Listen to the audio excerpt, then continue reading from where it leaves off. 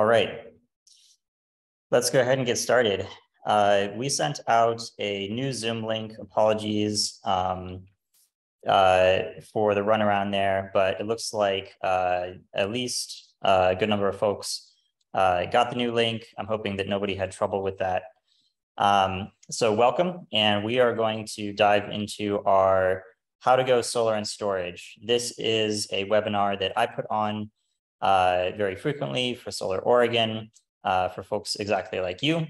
And I love to do it. And so we are going to talk all about solar and storage today. My name is Zach Snyder, and I'm a program manager with Solar Oregon.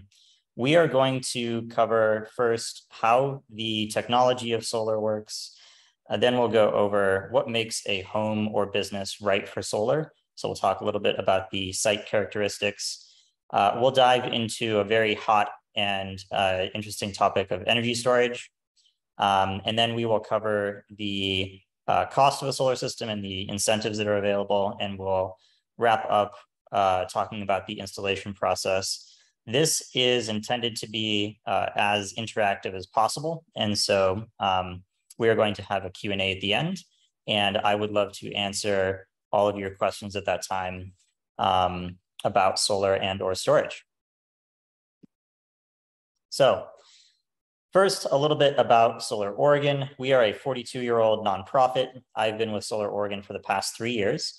We are focused on providing education and advocacy to increase the adoption of solar energy across the state. And we do this through programs like our How to Go Solar and Storage, which you're on right now. We also host solar tours. We have our big annual Zero Energy Homes Tour called the Go Zero Tour. And the tickets recently just went on sale. That's going to be in October. I recommend that you check that out. And we also host other solar tours, Solarize campaigns, and just generally tell a lot of stories about solar because that is a great way for folks to learn about it. We are a member-based nonprofit. So thank you to anybody who's on the line who is a member. And for anybody who's not, please consider becoming a member. It's a great way to support what we do and to help home and business owners take the plunge, get the information they need to go solar, and just support the development of our solar industry here in Oregon. I am going to drop in the chat a list of links that include the Solar Oregon website, Solar Oregon events. There's a link to donate if you'd like to do that, is much appreciated, as well as some other information that I will reference throughout the webinar. So you can reference that, and I might drop the links in the chat again a little bit later. Thank you to Energy Trust of Oregon. Energy Trust of Oregon is an independent nonprofit. They support this webinar and a lot of our educational programming and Solarize campaigns throughout the state. And Energy Trust serves the customers of Portland General Electric, Pacific Power, as well as some gas utilities. They provide excellent incentives as well as other resources for folks to make their energy use more efficient and renewable. This webinar is being recorded. Also, as I mentioned, we are going to have a Q&A at the end.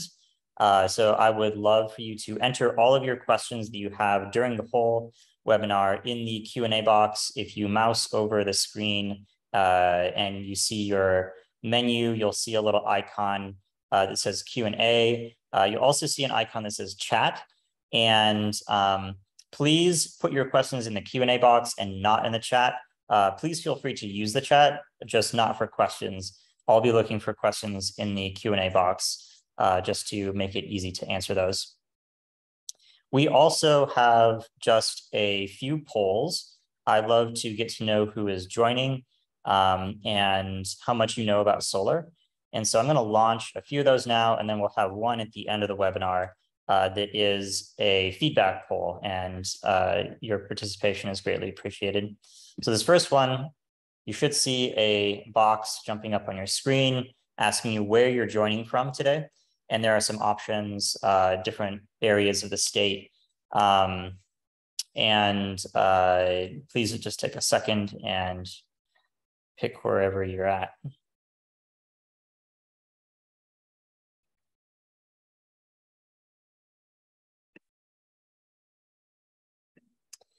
All right. Thank you. Looks like we are a little bit in Portland, a little bit in the Willamette Valley, and a little bit on the Oregon coast, and just a little bit internationally as well. So welcome to everybody. Thank you. This next poll is a demographics poll. It's anonymous. Your information won't be shared. But if you would just take a couple seconds and fill that out, it's much appreciated.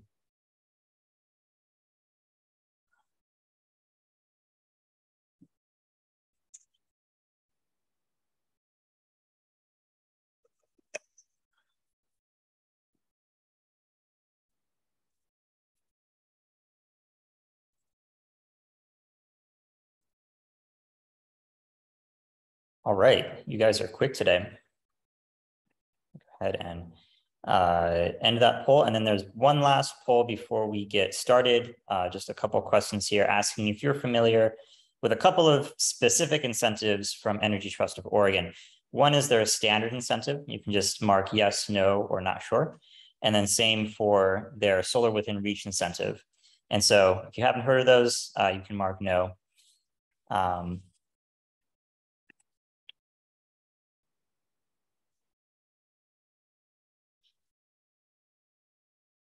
Great, looking like the vast majority of folks are not familiar with either. So I will look forward to educating you today, and hopefully you can walk away knowing exactly what these incentives are.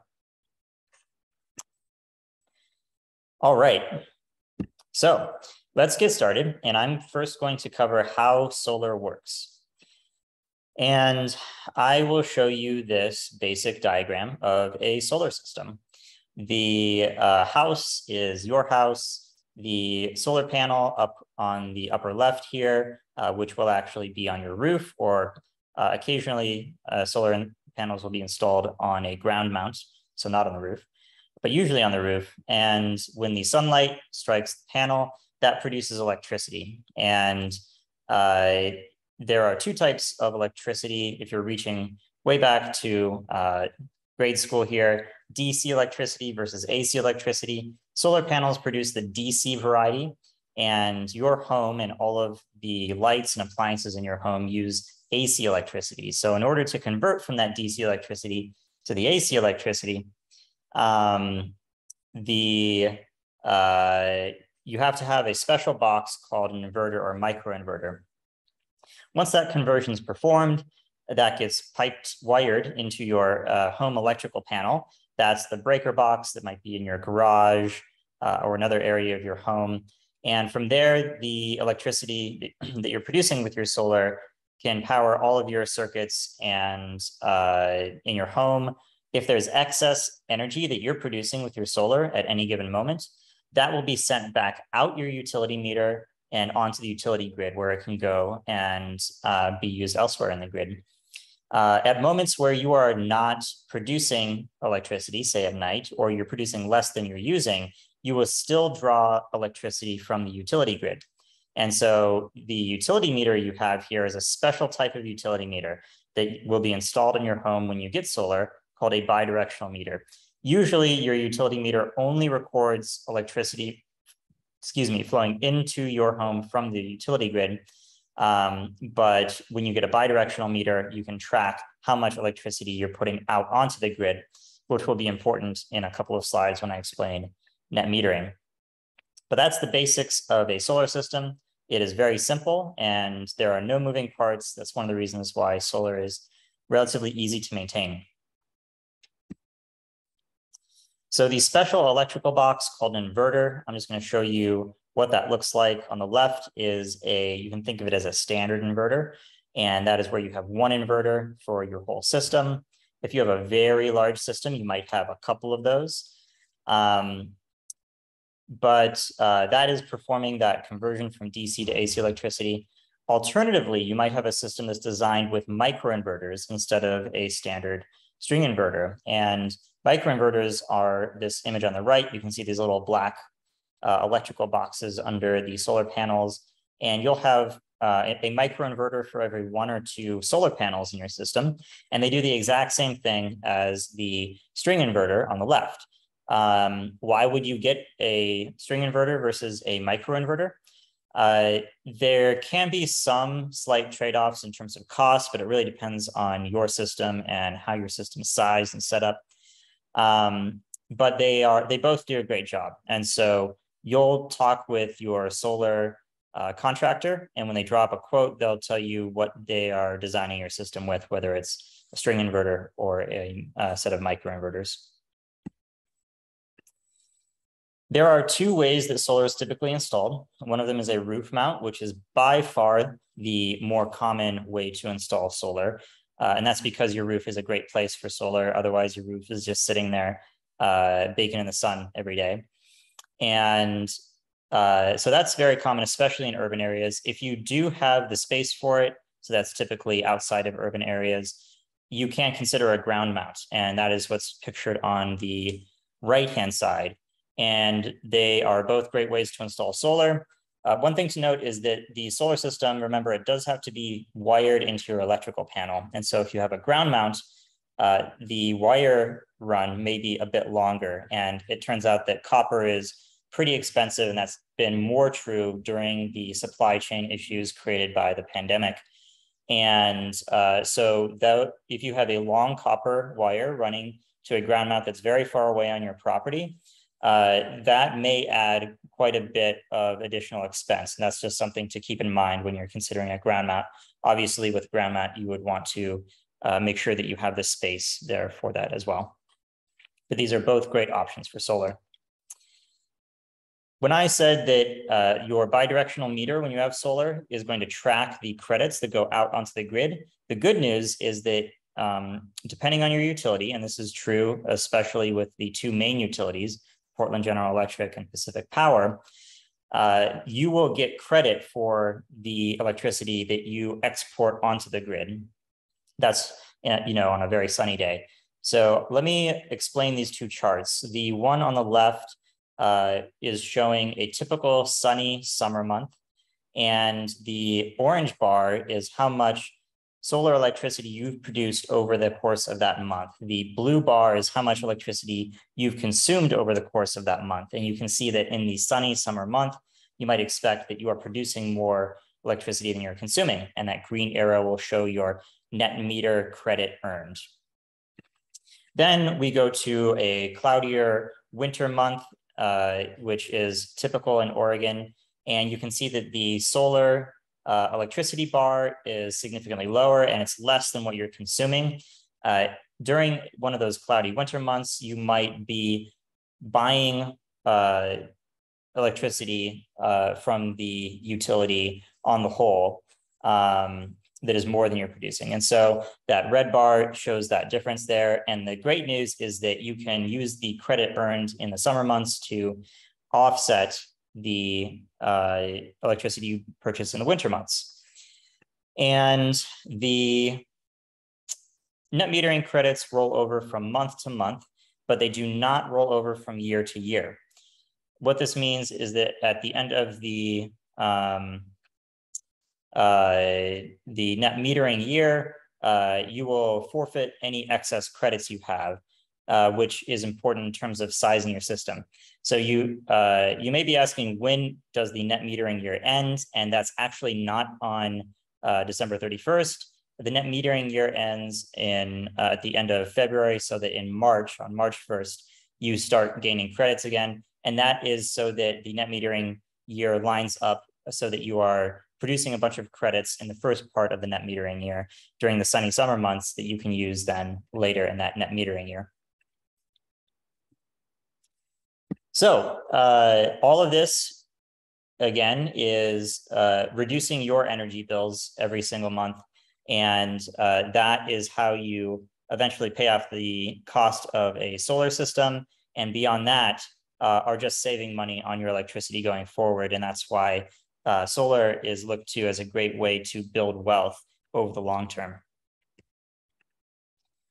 So that is how solar works. And I just want to pause to remind you that you can enter any questions you have at any point during the webinar in the Q&A box. That'll be on the menu. If you don't see it, you might have to mouse over your screen. You can find Q&A and enter your questions there, and I will answer those in the Q&A section at the end. So the next thing that I'm going to talk about is what makes a home or business right for solar. And here I'm really talking about the physical characteristics of your site. So first I'm going to talk about system size. I just mentioned that the net metering credits don't roll over from year to year. And that's why you want to size your system so that it meets or almost meets, but does not exceed how much electricity you consume over the course of a year on average. When a solar contractor provides you with a quote, they'll have an estimate of how much energy it will produce, and they'll look at your past utility bills and estimate, match up the production and the consumption. Other factors that might constrain your system size include the available space. Maybe you have enough roof space to offset a portion, but not all of your electricity usage. That's fairly common, and that can still be a great way to go solar. Your budget might also be the limiting factor, and sometimes folks, especially homeowners associations, might have a rule that you can only put solar on one side of your house and not the other side of your house, which is unfortunate. And in that case, they do that because of aesthetics, essentially. And those can all constrain the size of your system. Just so you know, there are some technical terms. I'm just going to throw one of them at you, which is kW, that's kilowatts, and that is the unit in which your system size is measured. You don't have to know at all what that means, except that the average size system in Oregon is about 6 kilowatts, which translates to roughly 18 to 20 panels. Next, you'll want to consider how much sunlight the area where you're going to install your solar system actually receives. And so part of this has to do with the orientation of your roof. This is a diagram of a home with a solar system on it, and you can see the cardinal directions north and south.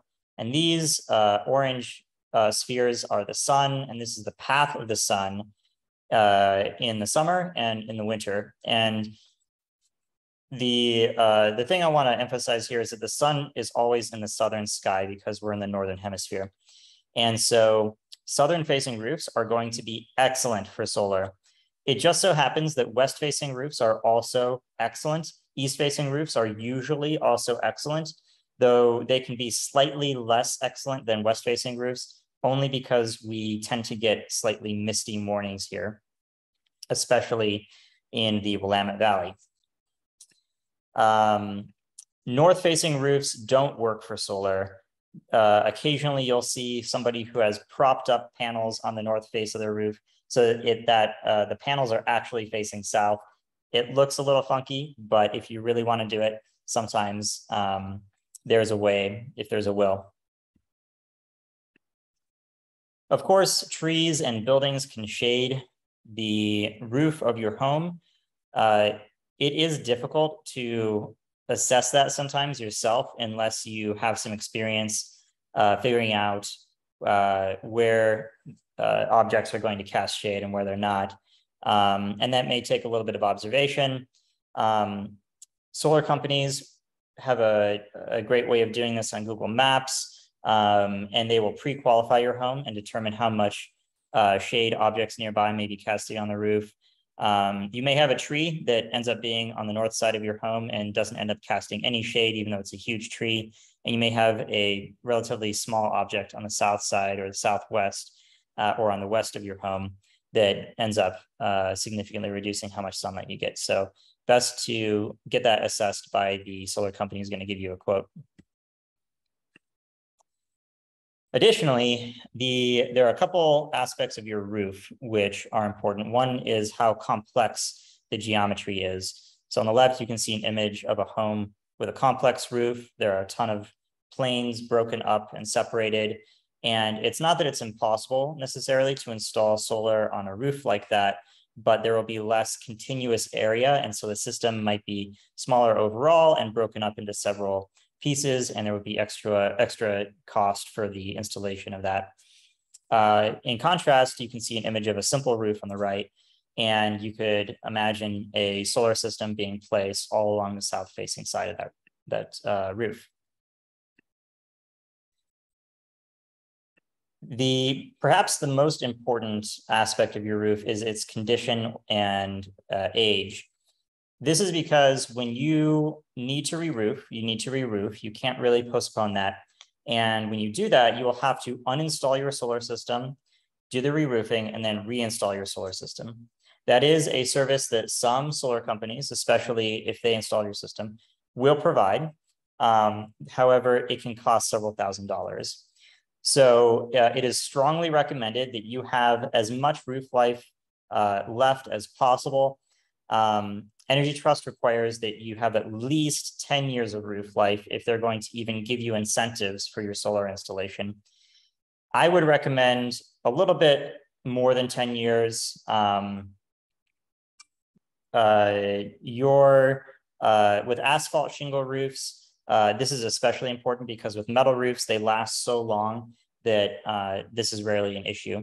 But the standard shingle roof, if you know that you're going to re-roof within the next few years, it might be better to wait, re-roof, and then get solar than to get it now. And finally, the structure of your roof can affect how you go solar. So there are two basic categories of roof structures. I'm going to talk about. The one on the left is where you have trusses, and that's where you have these cross beams on the top and on the sides. And if you go up in your roof, and especially if you see the connection between the cross beams and the main rafters up there, you see these metal plates. That means you have prefabricated trusses. This is especially common on newer homes, and that means you should have no issues getting a structural permit for your solar system. If you have a roof that does not have those cross beams, and it's just the rafters, like in the image on the right, you could get a structural permit for solar, no problem. But if the span of your roof is too wide, then you may have to have an engineer do some calculations for your roof. And if the engineer finds that your roof just spans too far of a distance, they may require that you reinforce your roofs with one of several reinforcement techniques. And that's work that the solar contractor can perform while they are installing your system. But just know that the cost of the engineer and the cost of the reinforcement can increase the price of the system a bit. Overall, this is mostly an issue when it comes to permitting. We have very strict permitting here in Oregon, and that's especially been true in Portland, though that may change and become more strict around the rest of the state. In practice, there's not a huge issue with solar being on your roof in terms of the integrity of your roof, and that's why we have such strict codes. So that should give you a little bit of an overview of how you can think about whether solar is right for your site. Again, your solar contractor will assess all of these things for you, so there's no need for you to have to analyze your own roof if you just want to call up a company and get a quote. Next, let's talk about solar plus storage. So storage, by storage, I mean a battery. And so that's the combination of solar plus battery. And what this gives you is the ability to use your electricity when the grid is down during an outage, say. And so this is just an image of a building that has a resilience system while the rest of the town has an outage. And this is a common misconception that solar allows you to do that by itself. This is false. Solar does not allow you to use electricity when the grid is down unless you have a battery. However, when you have a battery and you also have solar, the solar is able to recharge the battery, and that can dramatically increase how long your battery lasts. Things that can cause a power outage. Lots of power outages are caused by storms and squirrels. Also, utilities are starting to occasionally, in certain areas, shut down parts of their grids in order to prevent their infrastructure causing a wildfire during dry and very windy conditions. We've had one public safety power shutoff in Oregon. They've been more common in California, but we might expect more in the future. Additionally, cyber attacks are something that the Department of Energy tracks that may cause future outages. And we also live in the Cascadia seismic zone, and it is predicted that the Willamette Valley might lose power for up to 6 weeks when that happens, the big earthquake, and that folks on the coast might lose power for up to 6 months. And so this is why we talk so much about energy resilience. And what this looks like with solar and storage is, say, a battery in the garage and solar on the rooftop. There are several options for batteries. We don't make a recommendation in terms of the technology, but you can certainly talk to contractors about that. But there are plenty of battery products on the market, some new ones every so often entering the market. And so just know that there is not one type of battery. The most important thing to know when you're considering a battery for your home or business is to set your expectations with regard to what it can accomplish. Sometimes folks believe that they can install one battery and that will mean that they can use power as long as they want in their whole home, and they can use all of their appliances, have a jacuzzi and the indoor arcade. And that's wildly unrealistic. And so I want to tell you what a battery can achieve and what you can achieve by adding additional batteries. So typically one battery will get you what we call a partial home backup. And that means that you are selecting certain circuits from your home. And so those will be certain breakers from your breaker panel and backing those breakers up, but not the rest. And so when you have an outage, only those circuits will be powered by your battery and the rest will not. If you want a whole home backup, that is sometimes possible. It's often possible, but only with additional batteries, and that can dramatically increase the cost of your installation.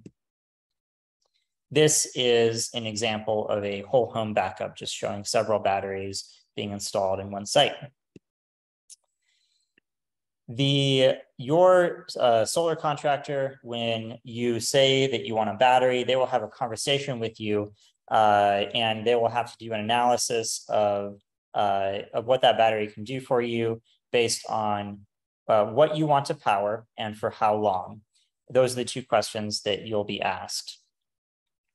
So a typical battery, partial home backup with a single battery, you might power something like a refrigerator to keep your food from spoiling, some lights in important areas of your home, and maybe some outlets to power a computer charger or a cell phone charger.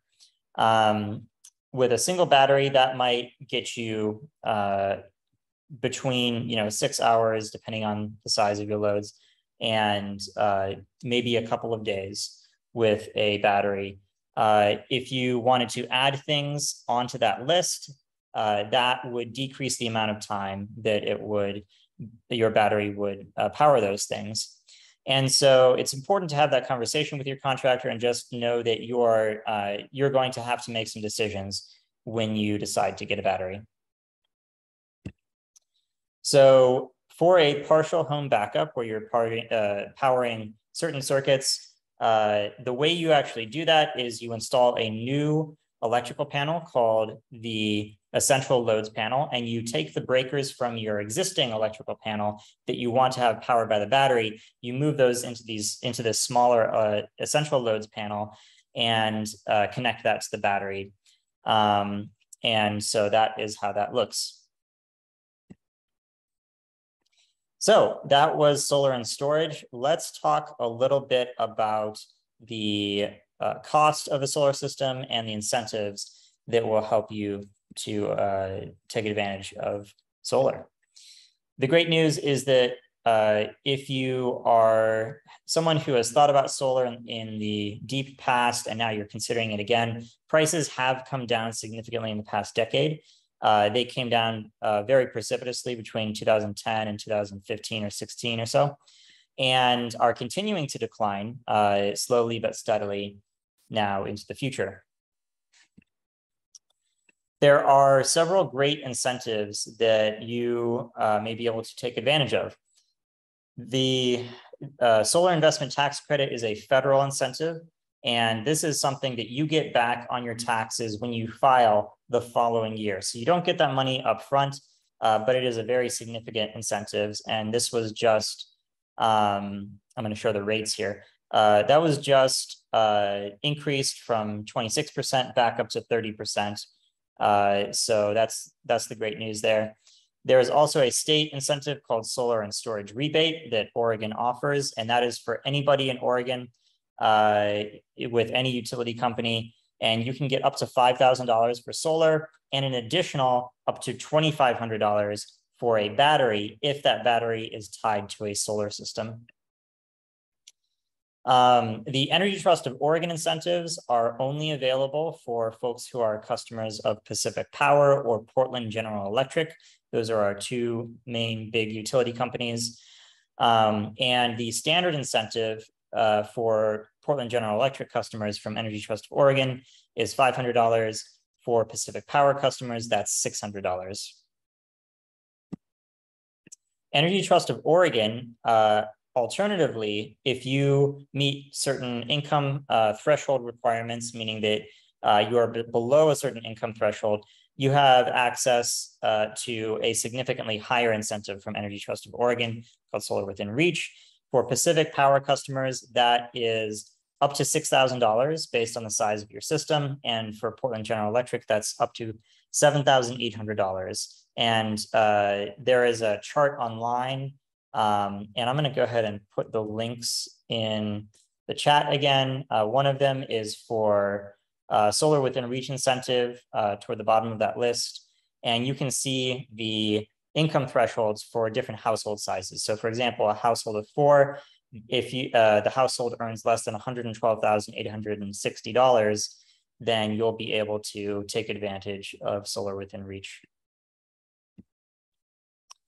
Just a couple notes about the state rebate, the solar plus storage rebate. That is offered by the Oregon Department of Energy. And again, that's for solar is $5,000 max, for storage $2,500 max. And it is based on the size of your system, and that dollar per watt rate is based on a couple of factors, whether you meet certain income requirements. If you do, then it's significantly higher. And if you are, it also depends if you're a customer of Portland General Electric and Pacific Power, or if you're a customer of a different utility. You don't have to worry about all these details. Your solar contractor, when they draw you up a quote, will be able to tell you what you would be eligible for. So this is often folks' favorite slide because everybody wants to know how much does a solar system cost. So I am going to run through a sample budget for solar for both PGE and then another slide for Pacific Power. And please note a couple of things. It is, one, it is very difficult to estimate the cost of a solar system because the cost varies dramatically based on the size of the system, based on whether you need engineering for your structural permit, based on maybe your home is a 5-story home with an incredibly steep roof and a difficult roof type to work with. And so your contractor may add a little bit of extra cost because it is more difficult to do the install. What I'm going to show you here is a residential 6 kilowatt system. Again, that's the average size solar system. And we're going to assume just a very standard install. And we're going to assume a $20,000 total eligible project cost. So the column in the middle is if you don't qualify for the Solar Within Reach incentive from Energy Trust of Oregon. And the column on the right shows the cost breakdown if you do qualify for Solar Within Reach. So you can see both start at $20,000. Then you apply the Energy Trust incentive. And in Portland General Electric, that's $500. If you don't have access to Solar Within Reach, or it's $7,800 if you do. Then you'll see net cost. And that's after the Energy Trust incentive there. Then we'll apply the state rebate. And so in this example, it's $1,200 for the person in the middle column, $5,000 for the person in the right column. And then we reach our out-of-pocket cost to customer. So you'll get access to the Energy Trust incentive and the state incentive before you actually reach the cost of what you'll actually pay the solar contractor. And that's because the solar contractor will apply for those incentives on your behalf and receive them and pass on the savings to you.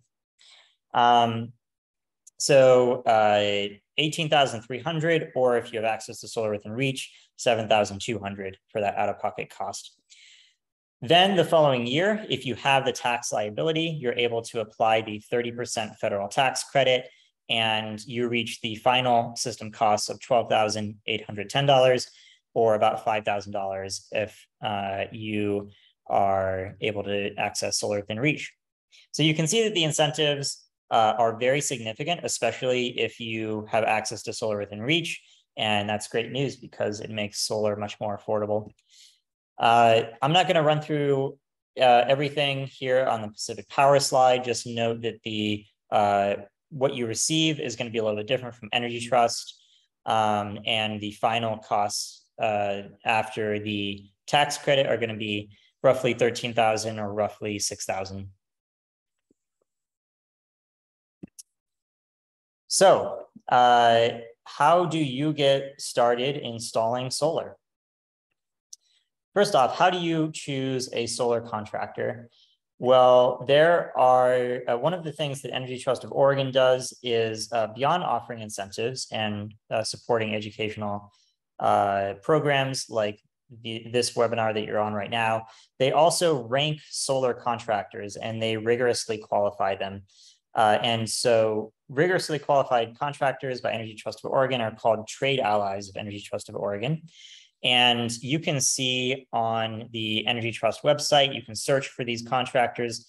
They have a star rating, and you can see the trade allies that operate in your area. We highly recommend using an Energy Trust of Oregon trade ally. And that is partially because only trade allies can get you access to the Energy Trust of Oregon incentives.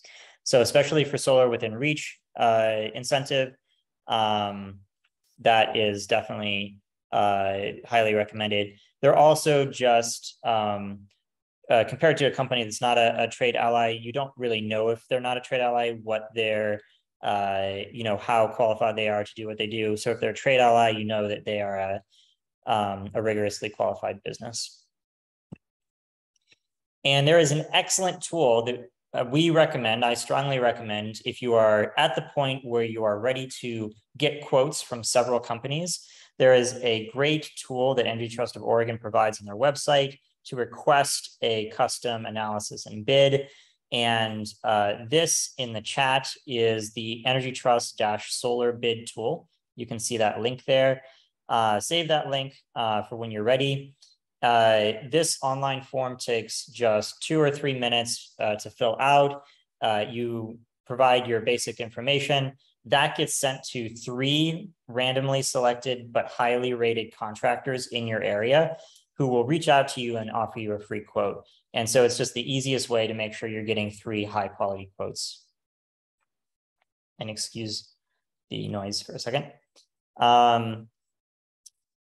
And once you have evaluated the quotes from the companies that you want to consider, and you've picked the company that you want to install your solar system, and you've signed the contract, installation is the next phase, of course.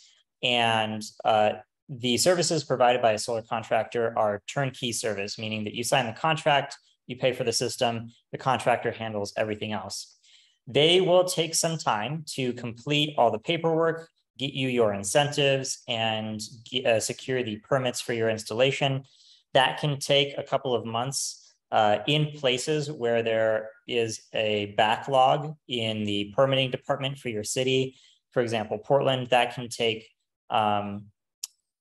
at times several months more. And so just to set your expectations, it won't be immediate necessarily, but all of that happens in the background. Once your permits are received and your incentives have been received by the contractor, then they will get you on their construction calendar. Installation that takes typically just 1 day, sometimes 2 days. So it's relatively quick and painless. And after that, the contractor will manage the inspections for your system to close out your permits. They will also arrange for your utility company to install your bidirectional meter, and they will arrange for your utility company to turn on your solar system, and then your contractor will perform the interconnection there. And then you are producing clean energy. So that is the solar installation process. And we are now at the Q&A section of the webinar. So I want to thank you for attending. I'm going to throw up our last poll, and then we'll get to the Q&A. So please start entering your questions in the Q&A. And then as you do that, please take just a minute and fill out the post-event survey. It's really useful for us to determine how we can improve our program.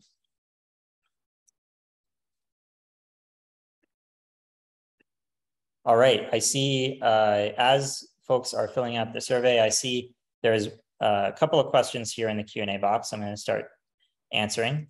One is, I am in Wilsonville. Our roof is due for replacement, and I would like to do both solar installation and the roof retrofit in the same window of time. And there are 3 questions here. A, are there solar installation contractors which can do both jobs at the same time so I can leverage labor costs? That's a great question. I believe that I have encountered one company that does both the roofing and the solar. You may not have a whole lot of options if you want to go with one company that does both. Actually, I can think of 2 companies. We are brand agnostic, and so I am hesitant to recommend anybody. But you may find that if you Google around. B, you ask, if not, are there solar companies that have trusted roofing partners? If so, what are they, both solar and roofing? Also a great question. That's solar contractors often do have roofing partners that they can recommend, and that's going to vary entirely from contractor to contractor. So I won't be able to tell you everybody's roofing partners, but you can definitely talk to folks when you're getting quotes from them about that. And C, or do I need to schedule the roofing contractors first, then contract with the solar installation firm without much coordination among themselves?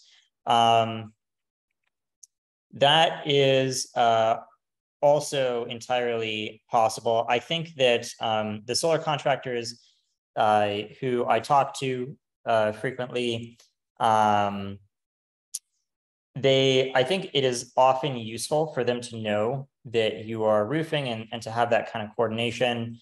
I have heard of some solar contractors who, depending on the roof type, can coordinate the installation with the roofing company. I think that really depends on the construction timeline and the permitting timeline for the solar system and for the roofing.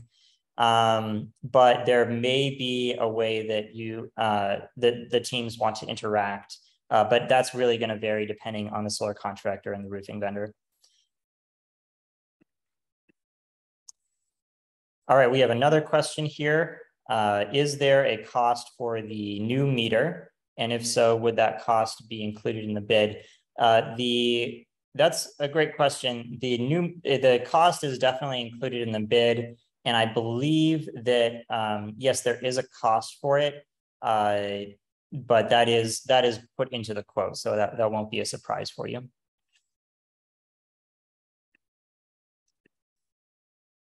And that is, those are the only questions I've received so far. Please feel free to take a few more minutes and enter questions. Also, thank you for answering the post-event survey. I'm going to close that out. And I'm happy to answer as many questions as you have. So if you do have some, please feel free to enter them. Let's see, we've got one. Are there Oregon state tax incentives? That's a great question. And no, there are no Oregon state tax incentives, except that the property of your home, the assessed property of your home won't go up. So that's taxable property of your home does not increase when you install solar. That is technically an incentive. It's not one that you have to do anything to take advantage of, but it is nice. All right, and a question here, how do you pay for the system, and are there financing options? So there are financing options, and there is at least one credit union, Pacific, Puget Sound Credit Union, I believe, that I know of, that has a financing option specifically for solar. They allow you to refinance right after you take advantage of your tax incentive, your tax credit. You can also likely get your own bank or credit union to offer you a loan for a solar system. And so financing is definitely an option. And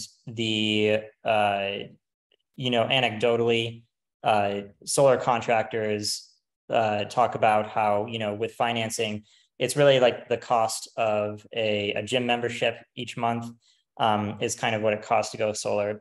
So that's big because there is a lot of upfront cost for a solar system, obviously, and then you earn that money back slowly over time, which is why financing can be a great option.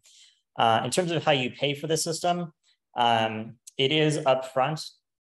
I will note that some solar contractors, I think you pay a certain amount when you sign, and then the rest when it's installed. Other contractors might split that up a little bit differently. And remember, there can be several months between when you sign and when you install. So that's just something to take into account. But in general, it is upfront for the cost of a solar system, unless you have financing.